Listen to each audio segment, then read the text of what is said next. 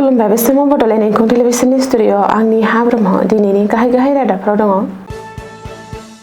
रायजोनि गोबांसा IAS ACS अफिसारखौ सोलाय सोल' खालामनाय जादों। श्रीभूमियाव 2.47 कोटी रांनि ड्राग्स हमदों।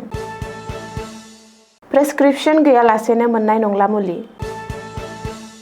पर्बतजरायाव बड एम्बुलेन्स सिबिथाइ बेखेवदों। हाजोआव ट्रेक्टर बेलथायना सासे लाइमोननि जिउ खहा। उलुबारियाव गंसे ट्राकखौ लाखिना 20 मोसौ हमदों। दानिया फैदो आबुं रादाबाव।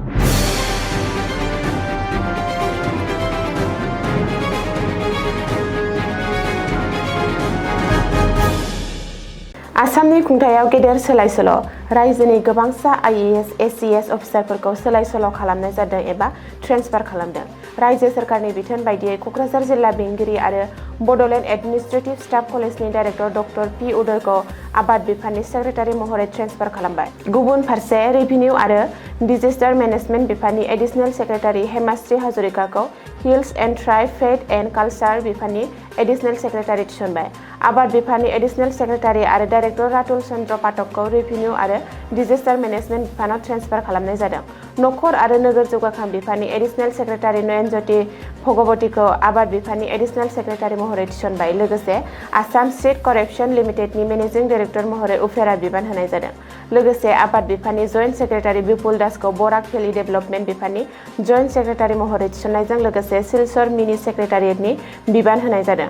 रेभिनिउ आरो डिजेस्टार मेनेजमेन्ट बिफाननि जइन्ट सेक्रेटारि पंकज चक्रवर्तीखौ क'क्राझारनि गोदान जिल्ला बेंगिरि थिसननाय जादों। बियो बड'लेण्ड एडमिनिस्ट्रेटिभ स्टाफ कलेजनि ट्रेनिं डाइरेक्टरनि उफेरा बिबान सामलायगोन। गुबुन फारसे एसीएस मनोरन्जन पायेंखौ लखिमपुरनि डिस्ट्रिक्ट डेभेलपमेन्ट कमिशनार, लखिमपुरनि उफेरा जिल्ला बेंगिरि एसीएस नीलुराम शर्माखौ तिनसुकिया जिल्लानि महकुमानि उफेरा जिल्ला बेंगिरि महरै ट्रेन्सफार खालामबाय।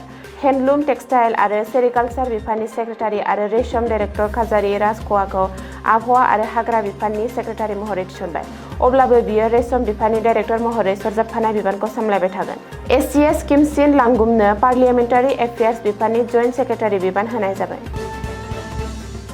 श्रीभूमि जिल्लायाव गोबांथार बिबांनि ड्राग्स जब्द खालामनो हादों। श्रीभूमि पुलिसनि एन्टि नारकटिक्स अपारेशनाव जब्द खालामनो हादों गोबांथार बिबांनि ड्राग्स। रिपर्ट बायदिब्ला मोनसे स्रोत सुलुंखौ बिथा लानानै श्रीभूमि पुलिसआ थांनाय हराव मोनसे अपारेशन खालामदोंमोन। बे अपारेशनाव पुलिसआ 2.47 कोटी रांनि हिर'इनखौ जब्द खालामनो हायो। लोगोसे सासे ड्राग्स जगायग्राखौबो पुलिसआ हमदों। श्रीभूमियाव कौटि रांनि हिर'इन जब्द खालामनो हानायनि बागै गिबि मन्थ्रि डक्टर हिमन्त बिश्व शर्मायाबो गावनि ससियेल मिडियायाव पस्ट होदों। नाथाय श्रीभूमि पुलिसआ जब्द खालामनो हानाय ड्राग्सनि बिबां आरो बै ड्राग्सखौ स्मागलिं खालामनानै लाबोनाय स्मागलारनि मुं आरो थंखौ सोराङाव लाबोआखै। दानिफ्राय डाक्टारा लिरनानै हरनाय प्रेसक्रिप्शन गैयालासे मोननाय नंलिया मुलि आरो जायखिजाया रोखोमनि सिराप। दिनै मिरु सोरखारा मोनसे नटिफिकेशननि गेजेरजों बे गेदेर बिथोनखौ फोसावदों। दिनैनिफ्राय गोहोम गोग्लैनाय बायदियै मिरु सोरखारा फोसावनाय बे फोसावथायाव गाहायै कफ सिरापआ फैगोन। कफ सिराप आरो बेफोरबायदि मुलिखौ दानिफ्राय डाक्टरनि प्रेसक्रिप्शन बायदियैसो बायनो हागोन। मख'नो गोनांदि जायखिजाया फार्मासिफ्राव गोरलैयैनो बायनानै मोननाय आरो फाननायनि थाखाय जेबो सर्त गैयै मुलिफोरखौ मिरु सोरखारा फारिलाइनिफ्राय बोखारबाय आरो सिराप सोदोबखौबो बोखारबाय। लोगोसे प्रेसक्रिप्शन गैयालासिनो जायखिजाया सिराप बायनायखौ दानिफ्राय आबुङै होबथानाय जाबाय। बेनि सिगां गुजुनायनि कफ सिरापखौ लानानै हादरनाङै दान्थे बिदान्थे सोलिदोंमोन। मध्य प्रदेशआव खमैबो सा 22 गथ'साफोरा अबथिरा जिउ गोमानायनि उनाव बे दान्थे बिदान्थेया सोमजिदोंमोन। क'क्राझार जिल्लानि बेन्दोंआव थानाय पर्बतजरायाव गोदानै बेखेवदों बड एम्बुलेन्स सार्भिस एबा दिङानि एम्बुलेन्स सिबिथाइ। बिटिसिनि सावस्रि आरो नखर अनसाय बिफाननि मावफुं सोद्रोमा देरहासार बसुमतारिया दिनै बेखेवनानै होदों बड एम्बुलेन्स सिबिथाइखौ।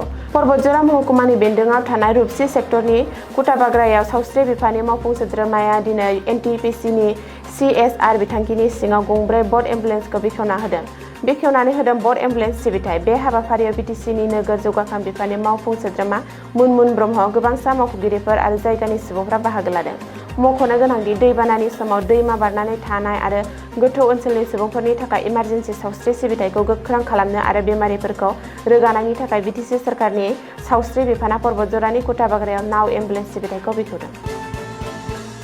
कामरुप जिल्लानि हाजोनि बेन्दोंआव थानाय बाक्टार मुसियारा घाट ओनसोलाव ट्रेक्टर बेलथायना सासे लाइमोना जिउ गोमायो।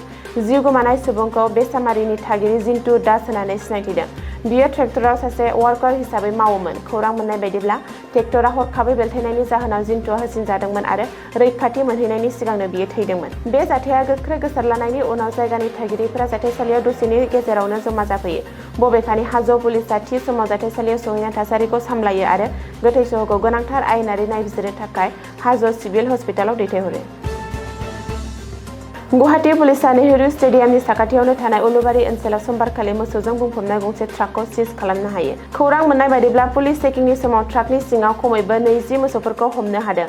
सिज खालामजानाय AS25FC4981 ट्राकआ चेकिंनि समाव मकलमुवानिफ्राय 6 माइल फारसे हान्थिगासिनो दंमोन।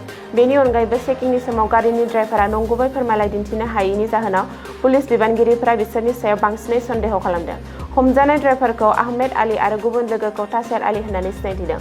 बे समाव बिबानगिरिफ्रा मोसौ दैथायहरनायनि फुंखा आरो थांखिखौ मिथिनो थाखाय गोख्रोङै नायबिजिरनायखौ जागायदों। दिनैनि रादाबा एसेनोसै, गोजोन्थों।